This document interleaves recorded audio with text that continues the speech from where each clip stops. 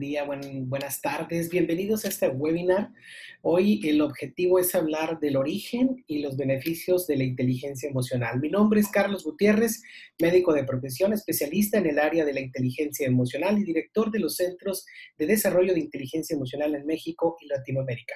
Hoy estoy muy contento de acercarme con ustedes a través de este webinar para hablar de este tema tan interesante de la inteligencia emocional y sus beneficios, para conocer más a detalle qué podemos hacer para trabajar en nuestra gestión emocional, trabajar en nuestra resiliencia, trabajar en nuestra adaptación al cambio, sobre todo ahora que estamos viviendo situaciones pues muy diferentes, ¿no? Y ahora ya se habla de volver a una nueva normalidad poco a poco. Entonces, bienvenidos, estoy muy contento porque sé que tenemos gente de México, de Argentina, de Chile, de Perú. Bienvenidos todos a este webinar y damos inicio en origen y beneficios.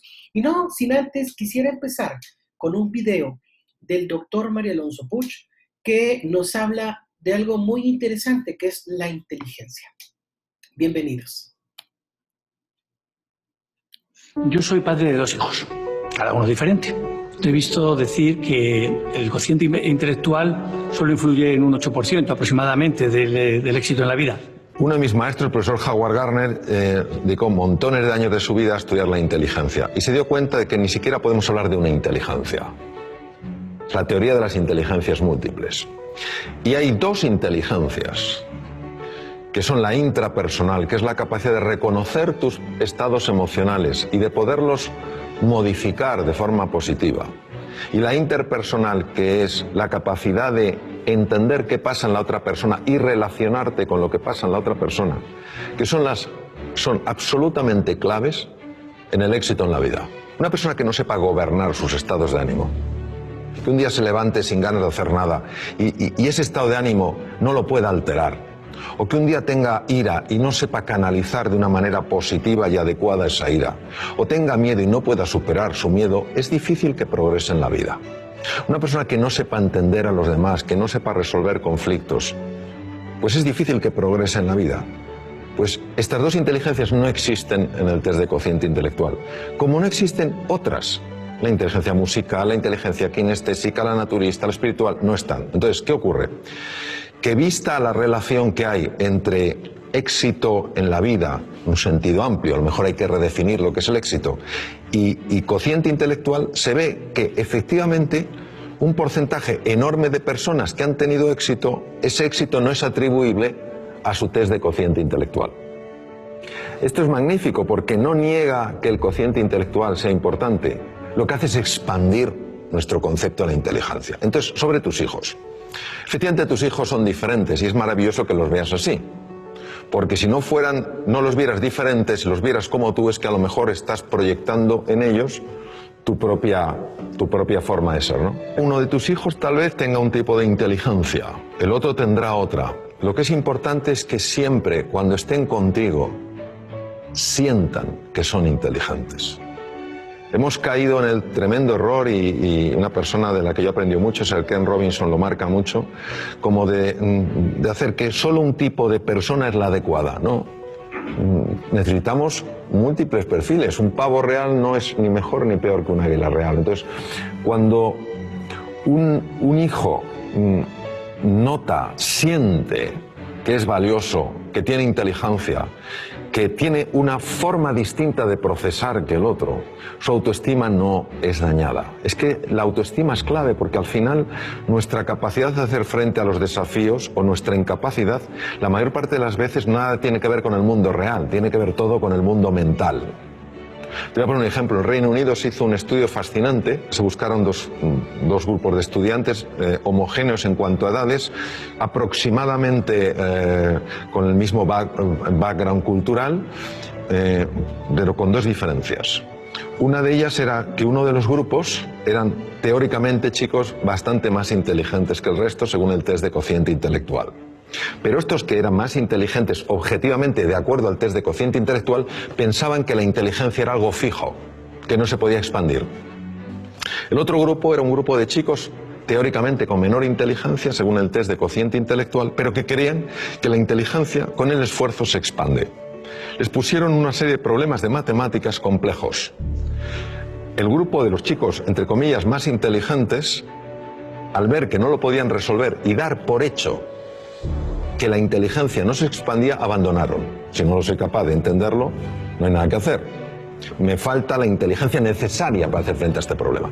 Los otros chicos tampoco sabían, y de hecho partían de un nivel inferior, pero creían que la inteligencia se expandía con el esfuerzo, y siguieron, y resolvieron los problemas de matemáticas. Es decir, quedaron mejor. El componente emocional, el componente autoestima, el componente confianza en ellos y en sus posibilidades es absolutamente crucial. Ellos acabarán encontrando su camino, pero no encontrarán su camino si creen que no son capaces de encontrarlo.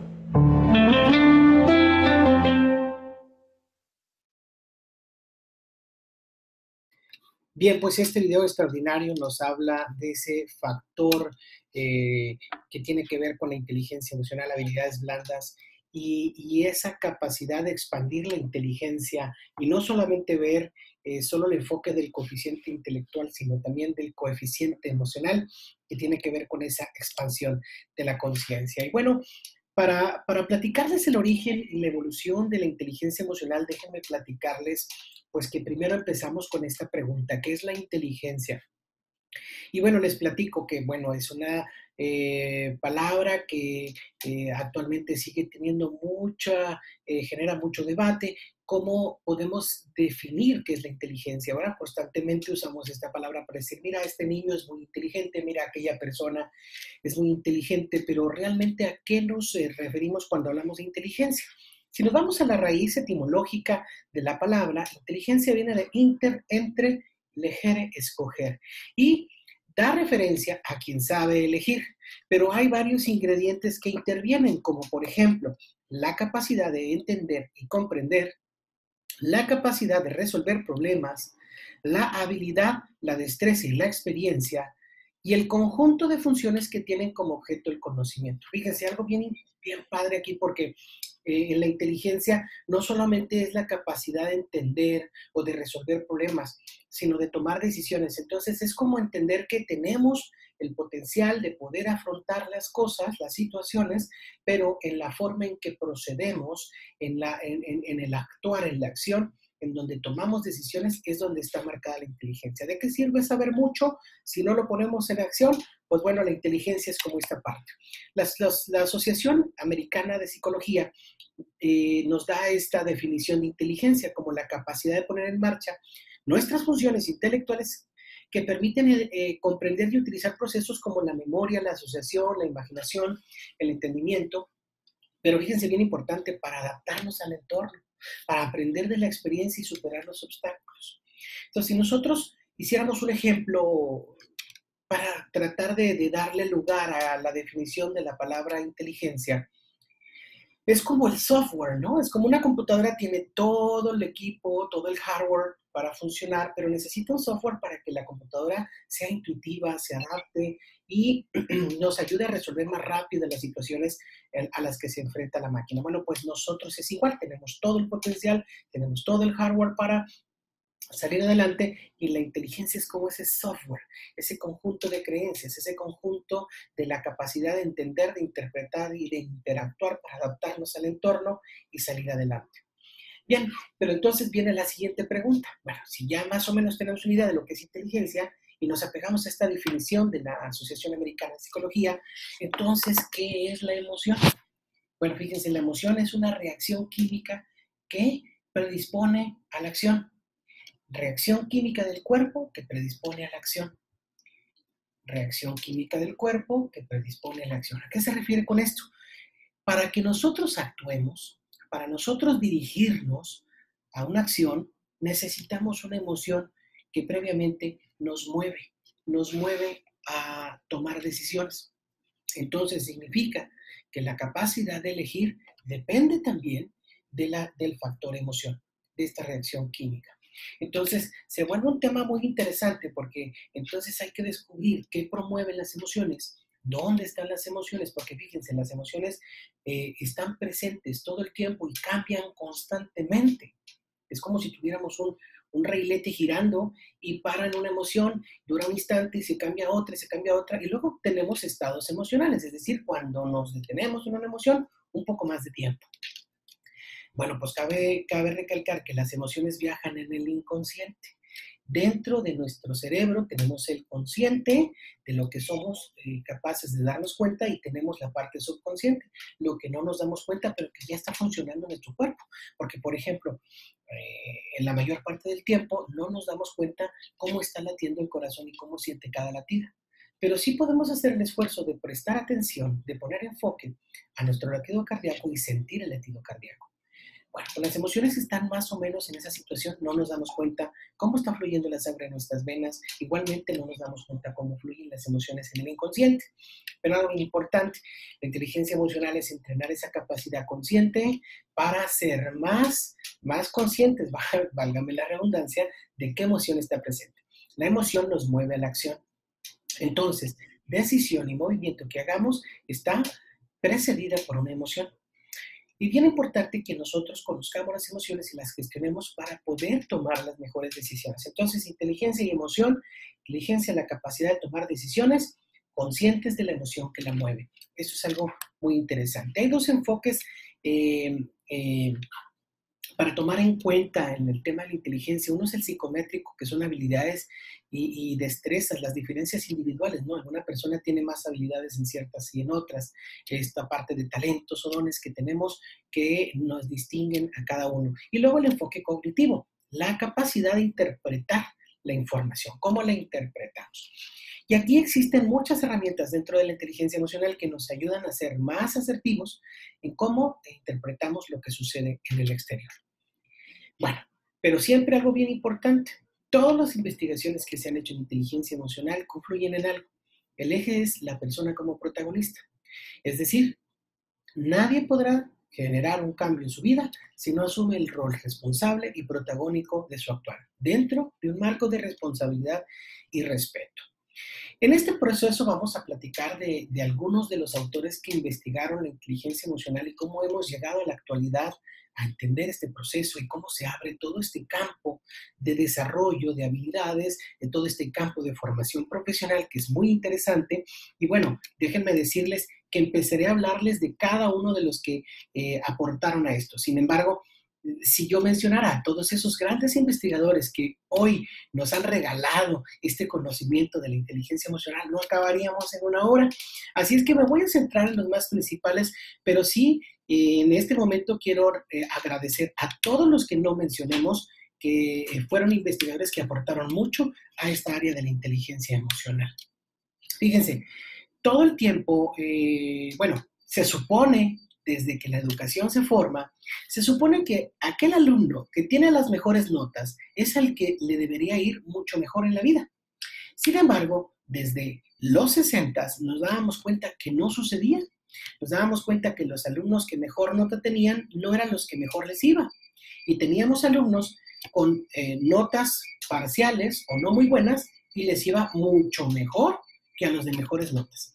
Entonces esto generó bastante inquietud en los docentes, en los pedagogos, en los psicólogos, bueno, en una amplia gama de profesionales, y decían, bueno, ¿qué es lo que sucede? ¿Por qué estos alumnos no destacan? ¿Por qué los alumnos que tienen buenas notas no destacan ya en su vida adulta? Y de tantas investigaciones que se hicieron, todos aportaron. Por ejemplo, mencionamos a Jean Piaget, un gran personaje de quienes aprendimos que había etapas de maduración del cerebro. Y él nos habló de que, bueno, hay una etapa de operaciones formales que es en la etapa de los 11 a los 15 años, más atrás, más pequeño, de los 7 a los 11 son concretas, más pequeños somos preoperacionales, y tenemos más pequeños una etapa sensoromotor. Entonces nos dijo, ¿saben qué? Los más chiquititos están en una etapa de desarrollo sensoromotor, luego pasan al preoperacional y luego al operacional. Entonces, Jean Piaget nos dijo que eso nos ayudó a entender que había una forma de facilitar el aprendizaje en los niños desde pequeños. Luego vino otro personaje como lo es Howard Gardner. Howard Gardner, fíjense, y quienes aquí se dedican a la docencia o están muy cercanas a la educación, Howard Gardner toma una observación muy similar a María Montessori. María Montessori nos dice, no hagas por los niños lo que son ellos capaces de hacer por sí mismos. Y esto es muy importante porque pues, lo estamos viendo ahora reflejados en las nuevas generaciones. Nos hemos dado cuenta que cuando facilitamos demasiado las cosas a los alumnos, creamos adultos incapaces de resolver sus propios problemas y que dependen de que alguien más les solucione la situación.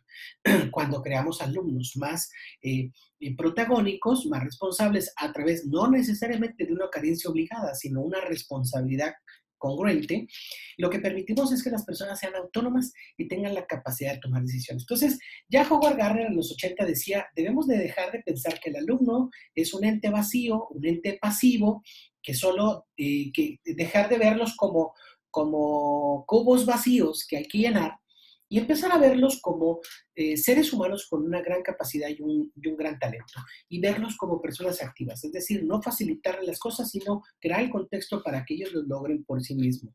Howard Gardner también se dio cuenta, él a través de la observación hizo investigaciones y se dio cuenta que, bueno, había una inteligencia por ahí,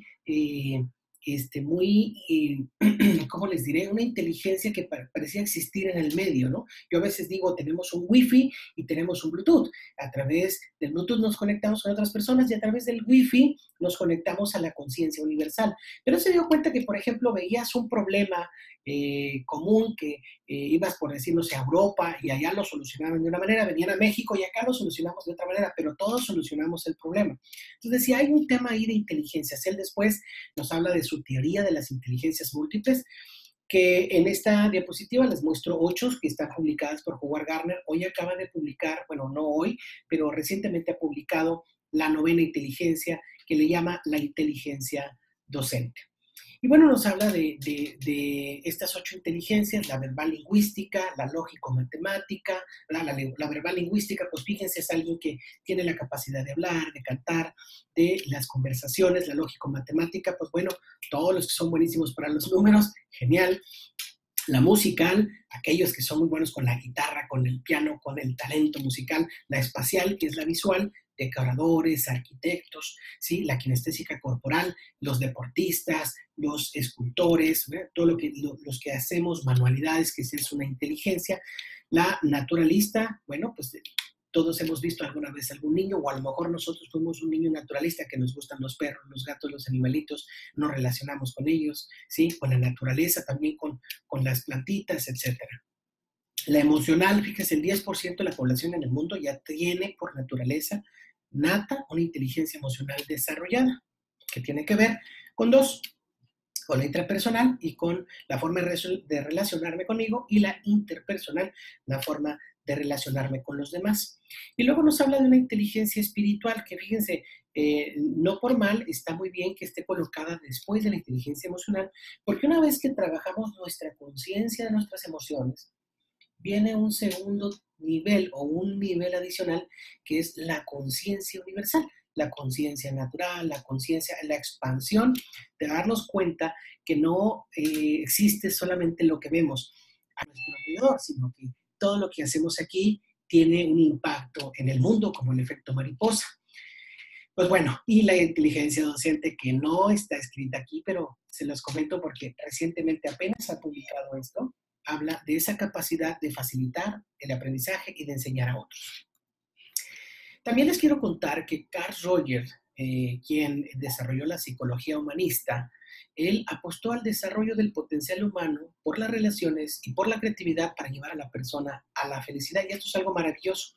Carl Rogers, por primera vez en los 80, nos habla de que las personas tienen la capacidad de resolver sus problemas sin que un terapeuta o sin que un asesor le diga cómo resolverlos. Y esto es algo maravilloso, porque esto se relaciona muy similar con lo que es el coaching profesional. Bueno, pues Carl Rogers nos dio nos dejó toda una investigación muy interesante. Y bueno, dentro del segmento humanista, antes de Carl Rogers, Abraham Maslow, todos conocemos o algunas veces hemos escuchado la pirámide de Abraham Maslow, que nos habla de las necesidades psicoafectivas del ser humano para llegar a la autorrealización. Maravilloso. También la aportación de Edward Thorndike, de Viktor Frankl y de Albert Ellis. De Viktor Frankl existen algunos vídeos muy interesantes de mucha aportación en la parte humanista. Y fíjense, aquí les quiero presentar a dos personajes muy importantes porque desde décadas atrás se ha hecho mucha investigación. Entonces, desde los 80s, desde los 70s ya se conocía, o más bien ya se tenía una idea de que había algo que ver con las emociones, pero llega entonces Peter Salovey y John Mayer, quienes son los denominados padres de la inteligencia emocional, porque ellos fueron los que dijeron, ya sabemos qué es esto que tiene que ver con que a las personas les vaya bien en su vida. Se llama inteligencia emocional. Entonces, gracias a estos dos personajes, se denomina el término inteligencia emocional. A ellos los consideramos como padres de la inteligencia emocional. Y es en el año de 1995, cuando gracias a Daniel Goleman, psicólogo norteamericano, que decide sumar todas estas investigaciones, colocarlos en un libro que se llama La inteligencia emocional. Y entonces el mundo conoce que existe la inteligencia emocional. Y Daniel Goleman nos propone cinco competencias que trabajar en la inteligencia emocional, 3 que tienen que ver con la intrapersonal, que es el autoconocimiento, donde está el autoconcepto y la autoestima, y luego la gestión emocional o la regulación emocional, y luego la automotivación. Eso tiene que ver con nosotros mismos. Después, las interpersonales, esas competencias que tienen que ver en cómo me relaciono con mi entorno, mi conciencia social, cómo soy consciente de que mis acciones pueden afectar o apoyar a otros y cómo me relaciono con ellos, son las habilidades sociales, cómo construyo relaciones sanas, profundas y auténticas. Entonces, estas 5 competencias fenomenales de Daniel Goleman, fíjense que, bueno, hemos estado evolucionando constantemente hasta hace una década. Martin Seligman, psicólogo también, padre de la psicología positiva, y la ahora denominada ciencia de la felicidad, hace una investigación exhausta y se da cuenta que la felicidad se puede entrenar. Y la felicidad no es aquella felicidad que decimos, ¡yupi! Me gané un premio, me dieron un regalo. No, ese se llama alegría y es una emoción y eso dura un pequeñito tiempo. Y no puede durar más porque si estuviéramos en alegría durante más de 2 horas nos puede dar un infarto. Entonces, viene la otra parte que se llama felicidad, o que en español lo conocemos más como plenitud. Y dice Martin Seligman que la felicidad se puede entrenar y que tiene que ver con 5 competencias. Y estas 5 competencias que habla de su programa PERMA están muy relacionadas con la inteligencia emocional y ahorita vamos a ver cómo se integra todo muy bonito.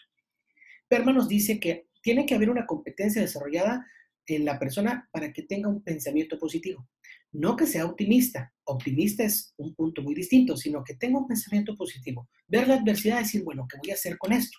Ya me ha pegado la adversidad, pero bueno, ¿qué voy a aprender? ¿Qué puedo hacer? ¿Qué descubro en esto? Ese pensamiento que nos permite seguir avanzando. Engagement, que tiene que ver con el compromiso. Compromiso con uno mismo, autoconocerse, autodescubrirse, aceptar sus debilidades y trabajar sobre ellas. El tercer punto que es bien importante para la felicidad, las relaciones. Fíjense que un estudio que hizo Harvard en más de 700 personas se dio cuenta que las personas más plenas, más felices, son aquellas que tienen o construyen a lo largo de su vida un mayor número de relaciones. Es decir, aquellas que tienen más amigos, más contacto con los familiares, se relaciona más, es más feliz. Hoy tenemos un distanciamiento social, pero no es un bloqueo social. Es decir, no podemos vernos físicamente, pero podemos estar en contacto y socializar a través de los medios digitales. Entonces, sí al distanciamiento social, no a la socialización, porque eso sí seguimos haciendo.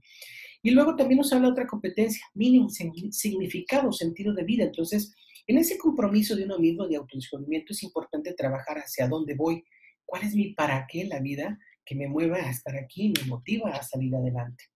Y eso es bien importante, porque si no tenemos significado de vida y nos sentimos perdidos, difícilmente nos podemos sentir plenos porque los logros no los podemos medir o valorar. Porque luego viene la quinta, que es la relación con el logro. Pues es una extraordinaria actividad o trabajo que ha hecho Martin Seligman y que yo ahora les quiero platicar también de otro gran personaje que es el doctor Rafael Vizquerra. Él es el actual director de la Maestría de Educación Emocional y Bienestar en la Universidad de Barcelona, que engloba, bueno, para mí engloba todo esto de Martin Seligman y Daniel Goleman en un solo proceso maravilloso de 5 competencias que no dista del trabajo inicial que conocemos de Daniel. Y bueno, y Rafael, que para nosotros es importante porque Rafael es quien apoyó en México al desarrollo de la Ley de Educación Emocional, aparte Él desarrolló el modelo de educación, es decir, todo el material educativo que existe en el país, lo desarrolló Rafael Vizquerra junto con un equipo que él tiene y que él actualmente es el fundador de la Red Internacional de Educación Emocional y Bienestar, donde nosotros como institución nos sentimos orgullosos de ser socios fundacionales de la RIEP. Y bueno, él nos habla de 5 competencias centradas, igual las 3 intrapersonales, la conciencia emocional, el conocernos, el amarnos, el descubrirnos, el conocer nuestras emociones, para luego pasar a una competencia que es aprender a gestionar o regular mis emociones y luego instrumentar mis emociones, es la autonomía emocional, cómo me motivo a alcanzar mis objetivos, porque en estos 3 encuentro mi sentido de vida. Y luego viene la parte social, habilidades sociales, cómo me relaciono con otros, donde está la empatía, donde están las habilidades para relacionarnos, cómo construir relaciones sanas, auténticas, profundas, ¿sí? Y luego las habilidades de vida y bienestar, el merecer soñar, el administrar mi tiempo, el adaptarme al cambio, la resiliencia, bueno, estas habilidades que nos permiten a tener mayor plenitud en nuestra vida. Es un trabajo extraordinario. Fíjense que, bueno, hay una definición de inteligencia emocional que me gustaría compartirles, que a mí me encanta, que es del libro de Daniel Goleman del 95, en donde dice que es la capacidad de reconocer, aceptar y canalizar nuestras emociones. Fíjense, reconocer, aceptar y canalizar nuestras emociones. Es decir, es que la emoción es buena. Si llega la emoción hay que decirle, bienvenida a la emoción. Llegó el enojo, bienvenido al enojo. ¿Qué me traes, no? ¿Cómo te acepto? ¿Qué entiendo el enojo? ¿Y cómo canalizo esa energía para dirigir mis conductas hacia los objetivos deseados, para lograrlos y compartirlos con los demás? Bien, les voy a poner un vídeo de Daniel Goleman que me encanta, que nos resume esta parte del trabajo que él ha hecho de la inteligencia emocional. Me llamo Daniel Goleman, soy psicólogo y trabajo como periodista. Soy conocido por mis trabajos sobre inteligencia emocional y otros temas relacionados. Llevo muchas décadas escribiendo sobre esto y le he dedicado mi vida porque creo que la habilidad, la capacidad de ser inteligente utilizando nuestras emociones, entender lo que sentimos y por qué es importante cómo se sienten otros y usarlo en nuestras relaciones, es totalmente necesaria para que funcione bien un matrimonio, la vida en general, el trabajo, en definitiva, es esencial para la felicidad.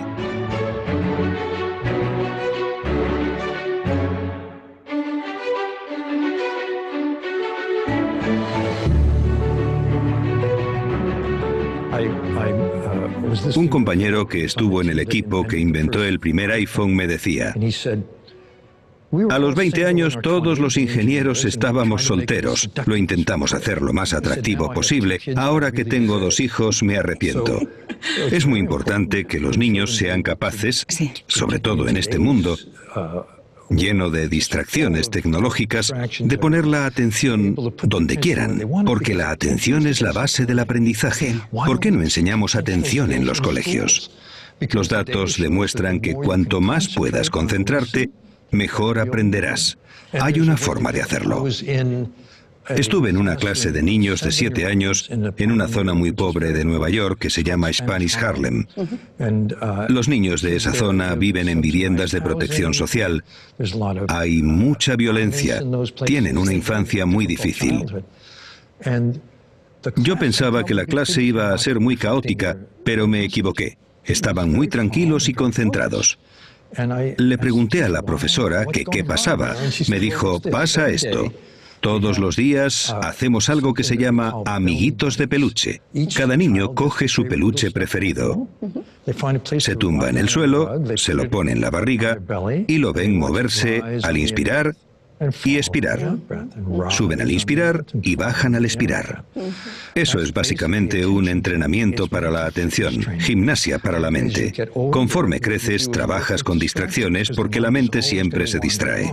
A veces esto lo llamamos mindfulness. Es un gran avance tenerlo en los colegios. Cuando tu atención se dispersa, te das cuenta y te vuelves a concentrar. Eso ayuda a fortalecer los circuitos neuronales de la concentración. Cada vez que te das cuenta de que te has distraído y vuelves a concentrarte, fortaleces tu sistema de concentración. Es como ir al gimnasio. Cada vez que levantas un peso, cada repetición fortalece el músculo. Cada vez que un niño o un adulto vuelve a concentrarse, fortalece su sistema para hacerlo.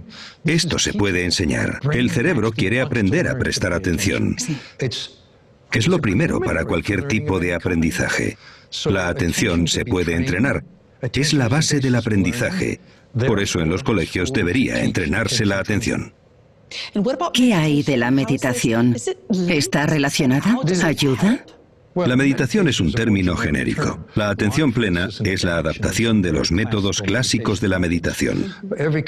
Acabo de escribir un libro sobre la ciencia de la meditación, teniendo en cuenta los estudios académicos científicos, y hemos encontrado que la atención plena, o entrenamiento de la atención, prefiero ese término al de meditación, fortalece la concentración. En la época de la universidad, si practicas esto, resulta que obtienes mejores resultados en el examen de acceso a la escuela de posgrado.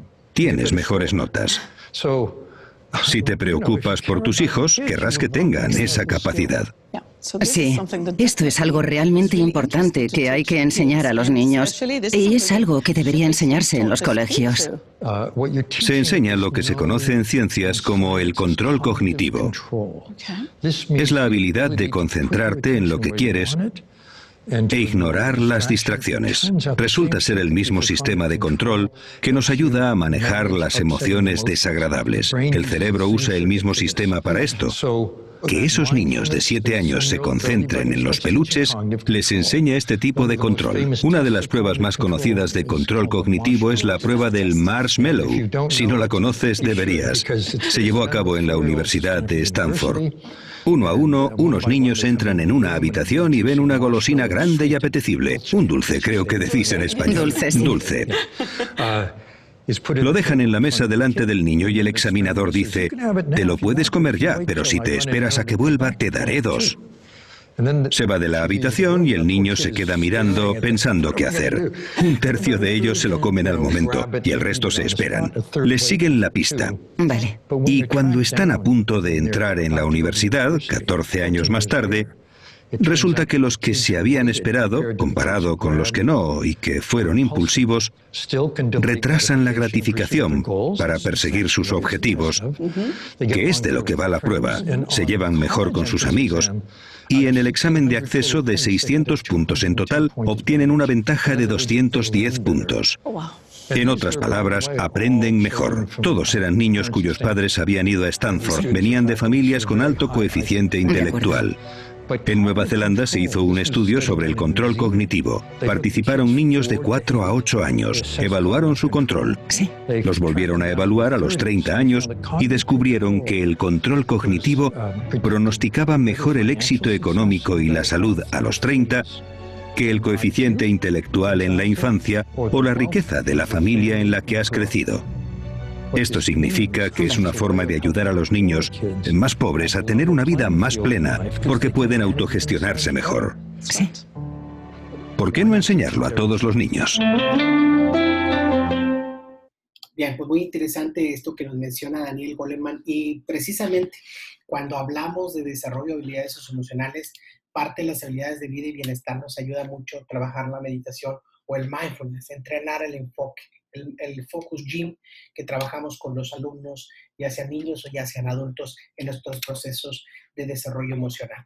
Bien, pues, ¿cuáles son los beneficios de la inteligencia emocional en sí cuando la desarrollamos? Pues primero, conocer nuestras emociones. El primer punto es conocer nuestras emociones. Luego, aprender a gestionarlas o a equilibrar las emociones, aprender a motivarnos, a definir objetivos, que es lo que nos ayuda a motivarnos, saber hacia dónde vamos, encontrar el significado de vida, disfrutar más del aquí y del ahora, que eso nos ayuda el mindfulness o el entrenamiento del enfoque, conectar con otros y la contribución, ¿sí? Algo bien importante que creo que hay que trabajar mucho es el trabajo del bien común. Hay que entender que todos compartimos este mundo, todos compartimos lo que hay a nuestro alrededor, y el bien común es algo que debemos de ser más conscientes para venir a este mundo, aportar algo positivo y contribuir para todos. ¿Cómo nos impactan las emociones? Pues nos impactan en la salud y en el aprendizaje o en la inteligencia. Hay estudios que nos hablan sobre la tristeza y el estrés que se relacionan con enfermedades cardiovasculares. También está comprobado que la depresión y el resentimiento o la incapacidad para expresar nuestras emociones están relacionados con el cáncer. También sabemos, ya vimos la parte negativa, pero también sabemos que las personas que más ríen tienen menos riesgo de padecer infartos o de tener algún problema de salud como el cáncer. Ahorita hablaremos un poquito más a detalle de esto.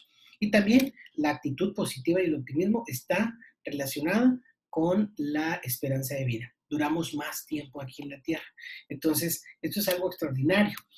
También sabemos que en la parte cognitiva, el estrés está relacionado con la pérdida de la memoria.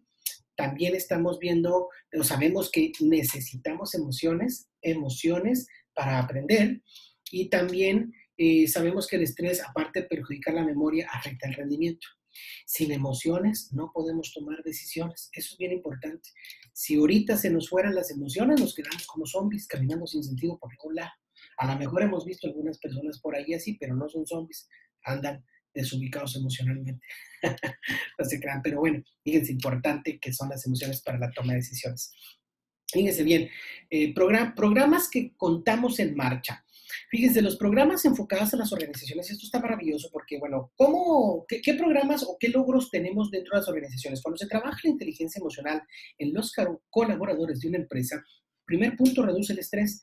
Y esto es algo muy significativo porque ahora con la norma 035, después de un estudio, la Organización Mundial de la Salud hace una evaluación para ver cuáles son los países más estresados del mundo y que cree México, nos vamos al número 1 en el país con mayor estrés. Entonces, los programas de educación emocional lo que permiten es disminuir el estrés por encima de un 50% de los colaboradores. Eso ayuda a que aumente la productividad en un 25%. Disminuye la tensión, el conflicto, la fricción entre los empleados, por lo tanto aumenta o mejora el clima laboral hasta por encima de un 56%. Aumenta la efectividad de los colaboradores en un 30% y mejora el sentido de pertenencia. Fíjense que en la experiencia que nosotros trabajamos con empresas, hemos logrado ver que colaboradores, tanto en instituciones educativas como en organizaciones, el colaborador, el empleado que decía, oye, pues yo se supone que salgo a las 6, pero termino yéndome a las 7:30, 8 de la noche, por X o por Y. Cuando han trabajado su inteligencia emocional, dicen, todo lo termino a tiempo y estoy en tiempo y administrado y me puedo ir en mi momento. Entonces es algo muy importante porque tiene que ver con hábitos y costumbres y también con la gestión del estrés. Otros programas que se tienen en marcha son hacia la salud. Apoyamos a profesionales de la salud en su desarrollo emocional, en su entrenamiento emocional y bueno, por ello ayuda mucho a reducir el estrés.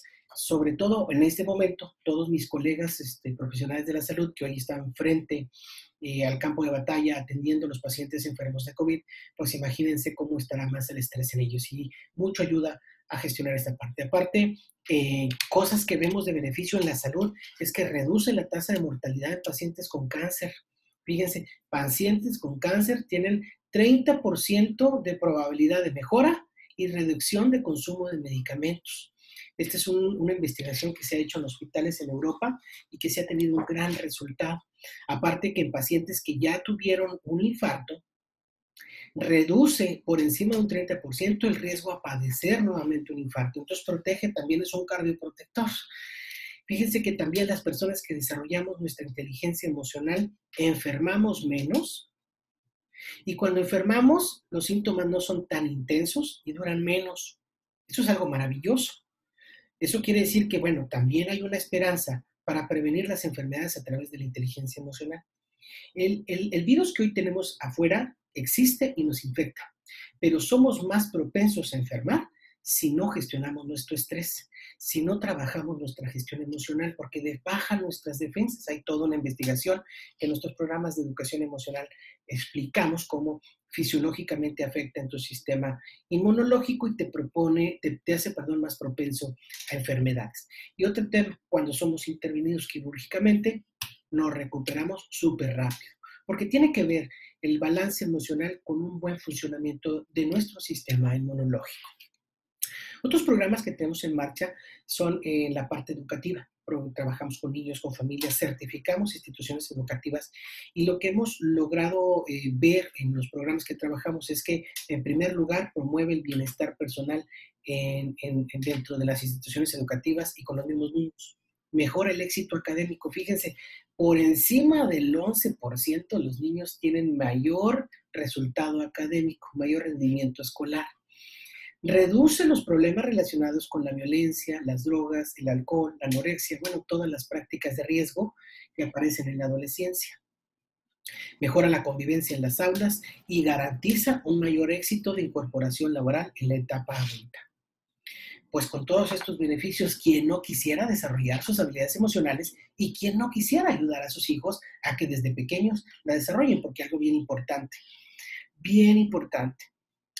mientras a más temprana edad empecemos el desarrollo emocional va a ser más fácil. Los niños tienen más plasticidad cerebral, así es que rápido aprenden, son unas esponjitas, rápido desarrollamos estas habilidades. Segundo, mejoramos la calidad de los niños de pequeño y no tenemos que batallar cuando somos adultos y es un poquito difícil. No es imposible, cuesta un poco más de trabajo, pero no es imposible. La buena noticia es que no hay una edad límite para desarrollar nuestra inteligencia emocional, que hoy justo nos encontramos trabajando con un programa con personas de la tercera edad y es algo maravilloso. Bueno, pues para hablar de educar las emociones hay que tener en cuenta algo muy claro. Si queremos enseñar las emociones como se enseña matemáticas, como se enseña español, como se enseña otra materia, pues no funciona del todo. No, las habilidades blandas no son habilidades técnicas, por lo tanto, la metodología tradicional no es efectiva. ¿Qué necesitamos? Nuevas habilidades y competencias, no para enseñar, sino para facilitar, para crear espacios de contexto creativo, de aprendizaje creativo, donde el alumno no solamente no se le debe enseñar, sino que se le promueve y se le desafía a que desarrolle el propio conocimiento que lleva adentro y lo relacione con el exterior. Que eso es bien importante y es parte de lo que trabajamos con nuestra metodología Inspira. Y para ello hay un video también muy bonito que me gusta del doctor Mario Alonso Puig, que precisamente nos habla de ese punto que se los quiero mostrar ahora. La palabra educación en el fondo quiere decir sacar de dentro, ¿eh? Es decir, no somos cubos vacíos que hay que llenar, sino fuegos que hay que encender.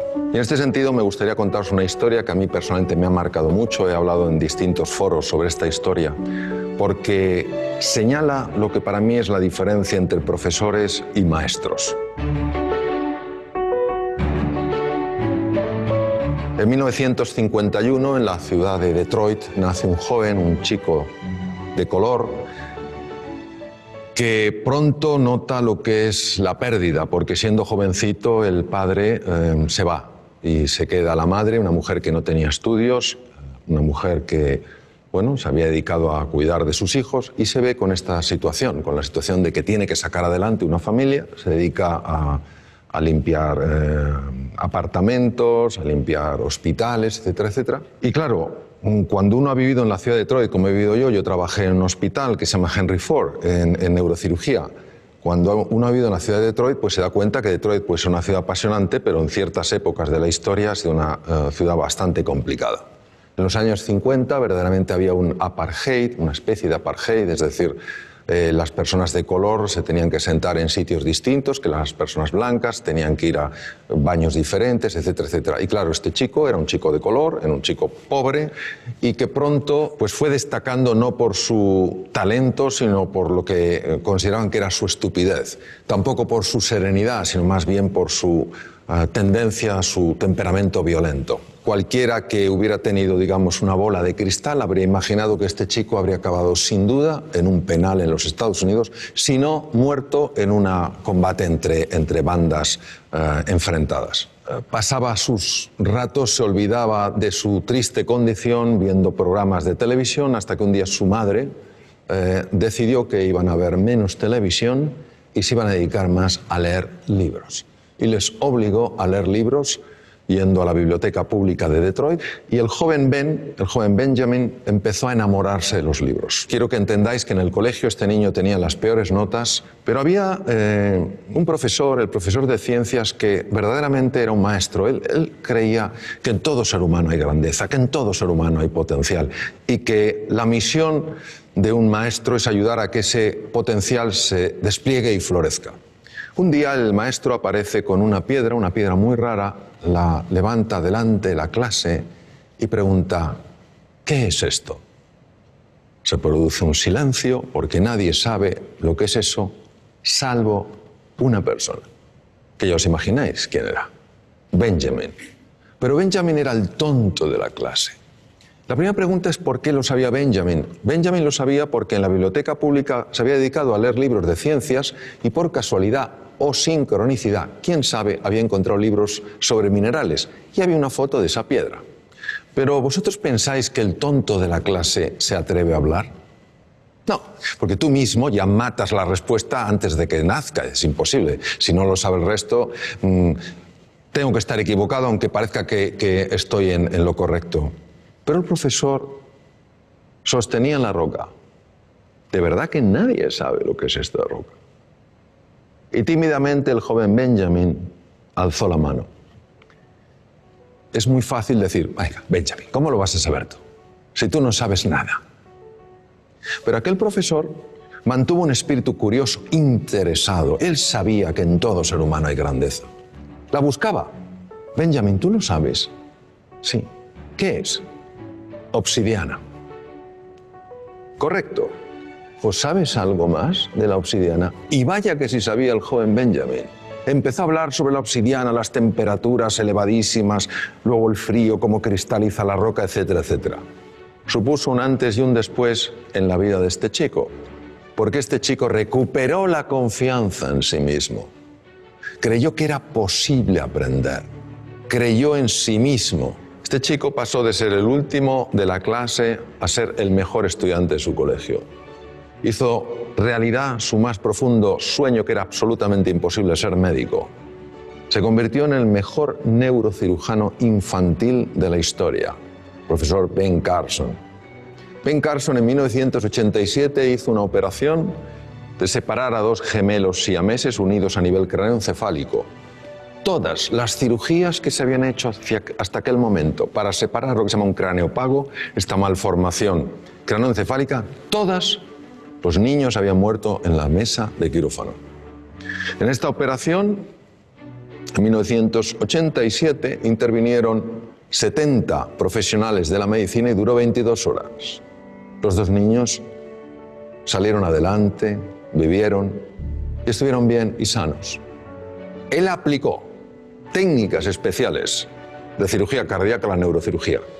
A nadie se le habían ocurrido. En todo ser humano hay potencial, en todo ser humano hay grandeza, y tenemos, entiendo, que tener esta disposición a crear espacios de oportunidad para que esas personas puedan mostrar lo que en realidad siempre han tenido y siempre tendrán, pero que no todo el mundo mostrará si no ve ese espacio de oportunidad. Bien, pues muy interesante esto que nos comenta también el doctor Mario Alonso Puig sobre esa importancia de la confianza en sí mismo, de esas habilidades socioemocionales que nos permiten destacar, encontrar nuestro sentido de vida y venir a aportar a lo que hemos sido llamados a estar aquí. Bien, pues programas en marcha, como mencionaba, tenemos en educación, en la formación profesional, en la formación empresarial y en el área de la salud. Pero algo bien importante, la educación emocional o la inteligencia emocional no es solamente saber qué es y cómo se puede trabajar, sino que implica una práctica constante para entrenarnos en desarrollar la conciencia de las emociones que sentimos para ser más conscientes, para cambiar la redundancia, de las emociones que están presentes cuando nos relacionamos, cuando tomamos decisiones, cuando estamos haciendo alguna actividad. Así es que es como, yo a veces pongo un ejemplo, bueno, pagar el gimnasio no nos va a ayudar a ponernos muy fuertes, sino hay que ir al gimnasio, hay que hacer ejercicio para que esto se marque. Lo mismo es en la inteligencia emocional. estudiar y aprender es una parte, corresponde al 10%, pero el 90% es poner en práctica, mirarnos con aprecio, mirarnos con amor y decir, bueno, puedo aprender, puedo darme ese espacio de aprender y darme la oportunidad de, a base de la prueba y el error, ser consciente de cómo puedo ir poniendo en práctica todas estas competencias de la inteligencia emocional. Bien, pues llegamos a la parte final de esta presentación. No me quiero despedir de ustedes sin antes decirles, ahí en el chat les puse cómo nos pueden encontrar en Facebook. En Facebook nos pueden encontrar como @CDIEMX o nos pueden encontrar como Centro de Desarrollo de Inteligencia Emocional. Les invito a que le den un like a la página y puedan a través de la página sugerirnos qué temas les gustaría que les compartiéramos de la inteligencia emocional. Estamos semana a semana creando un programa para estar cercanos a ustedes, hablarles de esos temas que les inquietan y que incluso pueden a través del inbox acercarse a hacer preguntas o dudas, inquietudes que tienen acerca de los temas aquí tratados. De antemano, yo les agradezco el espacio que me dieron para conectarse aquí con nosotros y me gustaría invitarlos a quienes puedan y tengan la oportunidad de abrir su cámara. Me gustaría dejar de recuerdo todos los que estuvimos aquí conectados. Así es que si alguien puede abrir su camarita, tomamos una foto y salimos todos bien guapos, ¿verdad? Vamos a peinarnos, a acomodarnos y nos tomamos una foto y salimos todos juntos aquí conectados. ¿Les parece? Quienes puedan abrir su cámara, los de Facebook Live, bueno, en la próxima sesión se pueden conectar a través de Zoom. Encantados de que aparezcan aquí en su fotografía, pero sí los tenemos aquí identificados dentro de Facebook Live. Muy bien, ¿listos?